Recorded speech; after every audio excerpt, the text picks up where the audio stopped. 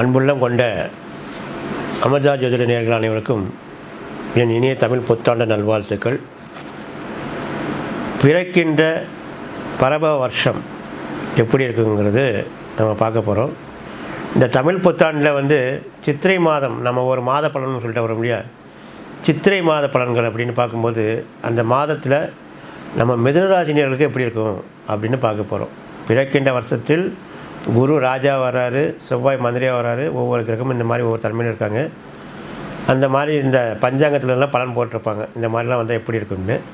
அந்த மாதிரி ஒரு பொதுவான பலன் நேரத்தில் இந்த மாதத்தில் கிரக நிலையில் நம்ம மிதுனராசினியர்களுக்கு எப்படி இருக்கும், அவங்க குடும்பம் எப்படி இருக்கும், தொழில் ரீதியாக எப்படி இருக்கும், அவங்களுக்கு கல்வி எப்படி இருக்கும், திருமண வாழ்க்கை எப்படி இருக்கும் அப்படிங்கிறது பார்க்க போகிறோம்.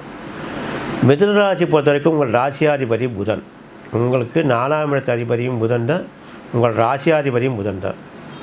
அந்த ராசியாதிபதி புதன் 4ஆம் இடத்து அதிபதி புதன் உங்களுக்கு இப்போ ராசியிலேருந்து எப்போ எங்கே வர்றாருன்னா, இப்போ நேராக உங்களுக்கு 10ஆம் இடத்தில் தொழில் ஸ்தானத்தில் தான் இருக்கார்.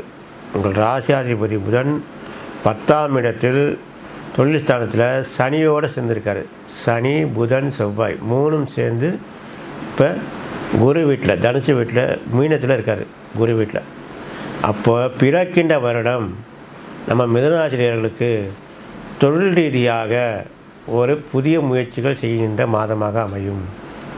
அதாவது சனியும் சேர்ந்திருக்காரு, புதனும் சேர்ந்திருக்கு, அதே மாதிரி செவ்வாயும் இருக்கின்றனால இந்த மிதுனராசி அன்பர்கள் பொறுத்த வரைக்கும் புதிய முயற்சிகள் ஏதாவது தொடங்க இருந்தால் தொழில் ஸ்தானத்திலே புதன் இருக்கிறதுனால புதிய முயற்சிகள் தொடங்கலாம்.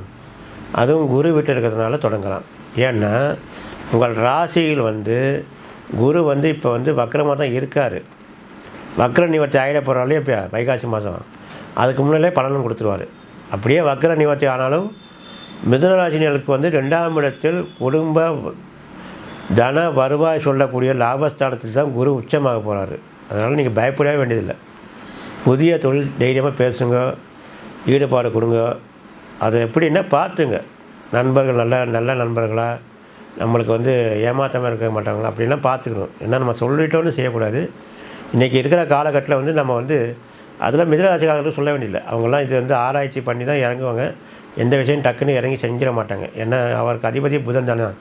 அவங்க ஒன்றுக்கு ஒரு முறைக்கு 4 முறை அவங்க சிந்திச்சா இந்த செயல்படுவாங்க. அந்த மாதிரி உங்களுக்கு சொல்ல தேவையில்லை.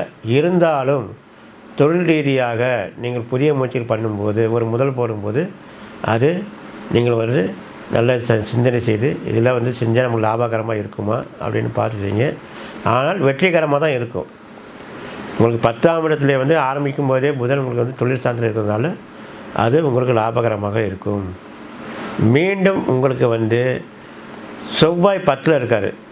இப்போ பொதுவாக இந்த வீடு நிலம் இதெல்லாம் வாங்கி விற்கிறாங்க இல்லையா, அந்த நடுவர்கள்னு சொல்லுவோம் இல்லையா, அவங்களுக்கு அது சாதகமான பலனாக இருக்கும்.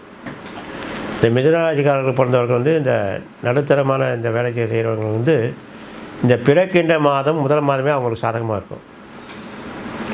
காரணம் அந்த செவ்வாயும் அதில் சேர்ந்துருக்கார் இல்லையா, புதன் வீட்டில் 10ஆம் இடத்தில் செவ்வாயும் இருக்கார், புதனும் இருக்காங்க. அந்த மாதிரி பூமி சம்மந்தப்பட்ட நடுத்தரவர்கள் இருப்பாங்க இல்லையா, அவர்களுக்கெல்லாம் இந்த தொழில் சாதகமாக இந்த மாதம் அமையும். மீண்டும் உங்களுக்கு வக்ர நிவர்த்தி ஆனவுடனே நீங்கள் செய்கின்ற தொழில் இல்லை புதிய முயற்சி பண்ணுற தொழிலெல்லாம் லாபகரமாக ஓடும். அதனால் நீங்கள் இப்போ பிறக்கின்ற மாதம் மிதுனராசிக்காரர்களுக்கு பிறக்கின்ற மாதத்தில் வருகின்ற மாதமும் உங்களுக்கு படிப்படியாக முன்னேற்றங்கள் வந்து கொண்டே இருக்கும். ஏற்கனவே மிதுனராசினியர்களுக்கு 10ல் சனி, தொழில் ஸ்தானத்தில் சனி வந்ததுனால தொழில் ரீதியாக ஒரு நம்பிக்கை ஊட்டுன்னு நம்ம ஏற்கனவே சொல்லியிருக்கோம். இருந்தாலும் குரு உச்சம் பெற்று 9ஆம் பார்வையை மீண்டும் தொழில் ஸ்தானத்தையே பார்ப்பார். அப்போ இதுவரைக்கும் தேய்மானம் உள்ள உங்கள் தொழில் ரீதியாக எது தேய்மானம், இப்போ கொஞ்சம் லாபம் கம்மியாக இருக்குது, சரியாக பிஸ்னஸ் போகல அப்படின்னு சொன்னவங்களுக்கெல்லாம் இந்த பிறக்கின்ற மாதம் பிறக்கின்ற வருடம் அதுலேருந்து உங்களுக்கு சாதகமாக இருக்கும், நல்ல பலன்களை கொடுக்கும். அந்த பிறந்த இந்த தமிழ் மாதம் பிரபவ வருஷம் உங்களுக்கு சாதகமாக தான் இருக்குது. மிதுனராசிக்காரர்களுக்கு இந்த பிறந்த இந்த மாதத்தில் சித்திரை மாதம் உங்களுக்கு கிரக நிலையில் நல்ல ஒரு அமைப்பாக தான் இருக்குது. உங்களுக்கு அது ஒன்றும் பெரிய பிரச்சனையும் இல்லை. நீங்கள் என்ன சந்திராஷ்டமம் தான் நீங்கள் பார்த்துக்கணும். உங்கள் என்றைக்கு சந்திராஷ்டமோ அப்படின்னு பார்த்துக்கணும். அந்த மாதிரி பார்த்துக்கிட்டாலே போகிறோம்.